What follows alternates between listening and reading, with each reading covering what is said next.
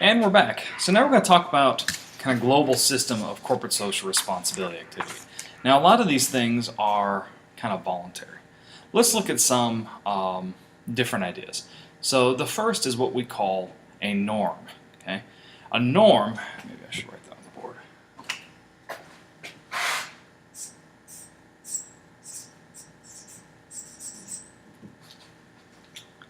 A norm is a standard that arises over time and is generally enforced by social sanction or law. It's kind of behavior that we deem to be legitimate. Okay, that's a norm.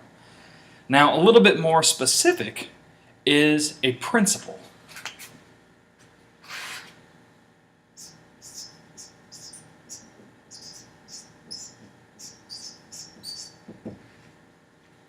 And a principle is a rule or a natural law or truth used as a standard to guide conduct. So a norm is a very broad general principle, whereas a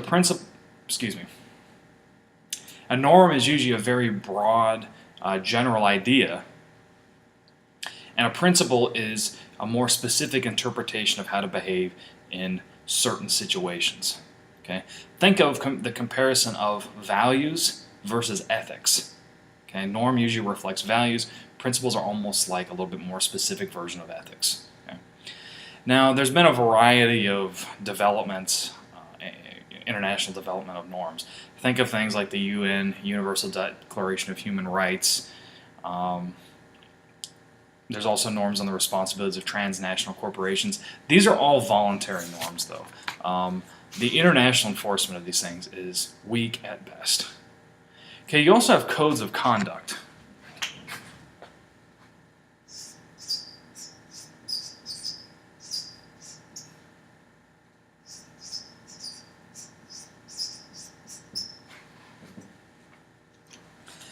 Codes of conduct are typically company-specific.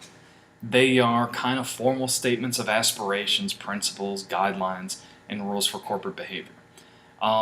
Typically, you can find codes of conduct for your favorite large corporation online, or many companies, especially retailers, like if you're going towards the back, typically next to the restroom there'll be a cork board, and you'll find them stapled to the wall, or they may be in somewhere like the company break room. It depends on where you are. But it pretty much tells you, as this company we aspire to be. And it tells you. So again, they're created by companies. Sometimes they're created by trade associations. Non-government organizations sometimes contribute to them as well. Governments and international organizations also generate codes of conduct, but they're usually a little bit broader. But generally speaking, codes of conduct are focused on businesses themselves. And generally speaking, due to a high ambiguity and generally voluntary compliance, it's up to the corporation to effectively or ineffectively carry them out. Now, another problem another aspect of corporate social responsibility we looked at is sustainability reporting. And that generally causes a lot of problems because you're looking at trying to publish information about economic, social, and environmental performance. Okay? Again, transparency to corporations can be dangerous because it can erode competitive advantage. So a lot of companies are not very good with sustainability reporting when they show this information off to the outside world. Furthermore, sustainability reporting is difficult because how do you actually define and measure social performance? Typically, companies come up with their own measures. Okay? It's very easy, and this is from my accounting major, it's very easy to say, well, I gave this business $10 and I made a profit of 15, these dollar and cents transactions. But when you start saying, well, the community benefited, and that was worth $17.50, how do you define things? So what you're looking at is you're trying to take something that's totally subjective, benefits to a community, and then force it into an objective measure like dollars and cents. And you can get in a lot of trouble with this. Like I always tell my students, creative entrepreneurs get rich, but creative accountants, particularly in sustainability reporting, can go to jail. There's no real way of doing it. There's also a variety of certification and labeling schemes. Some of these are voluntary and some of these are government mandated. The one that you will most likely C will be fair trade. You see this in the U.S. quite a bit. And it's that ethical consumers pay some sort of a premium for commodities from producers in developing nations who use sustainable methods. We're going to talk a little bit about some of the pitfalls of fair trade actually during lecture with our Creating Shared Value discussion. Certifications, again, they promote these ideals, human rights, and campaigns against child labor. The European Union is actually very progressive with many of these certification and labeling schemes. Much more so, I would argue, than the U.S. The European Commission has a variety of defined labeling schemes. Some of them include, of course, organic.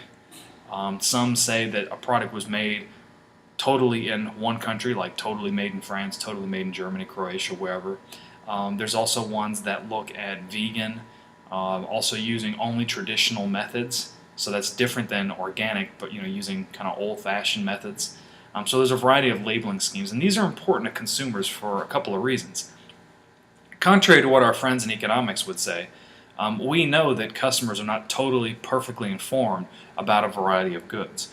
So if you see 2 things of milk on the shelf, you probably won't know much about them, but if you see one of these labels on there that says that this is organic, or this was made in this certain place, or produced with these certain cattle, or whatever, then all of a sudden the information gap that you have between 2 identical looking things of milk is reduced. And you say, well, I want the organic one because I know it's cleaner because I put this labeling scheme on here. So that can be actually very helpful to the consumers, and in some ways it's actually a marketing thing for the business itself.